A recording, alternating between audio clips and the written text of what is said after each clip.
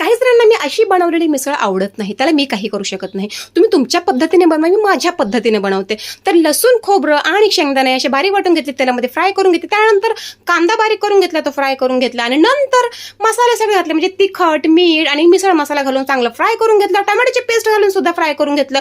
थोडं 5 मिनिटं ठेवलं, त्याला तेल सुटल्यानंतर त्यामध्ये घातली मटकी. काही जण मटकी पापलावून घेतात, काही जण नाही घेत, तर मी अशीच टाकलेली आहे, कारण मटकीचा काही विषय येत नाही, ती लगेच शिजते. तर चला पाणी टाकून घेऊया आणि मटकी तयार. आणि गार्निशिंग करायला वरून घातलेली आहे मस्त अशी कोथिंबीर, तुम्ही बघू शकता. तर माझं काय म्हणणं आहे, बाहेर जाऊन खाण्यापेक्षा बाहेर 130, 150 रुपये, 100 रुपये अशी मिसळचा रेट चालू आहे काही ठिकाणी, काही ठिकाणी असं 50 रुपये. तर मी घरामध्ये सध्या 120 रुपयामध्ये 4 जणांची मिसळ बनवलेली आहे, आणि ती सुद्धा सकाळ सुद्धा नाश्त्याला मला राहणार आहे. बरं, सकाळचा नाश्ता सुद्धा माझा हाच असतो. तर चला, माझा म्हणजे माझ्या एकटीचा, मुलं नाही, मुलं खात नाही शिळं चिकन मटन. तुम्हाला आवडतं, मिसळ आवडते का नाही मला नक्की कमेंटमध्ये सांगा. Okay, bye.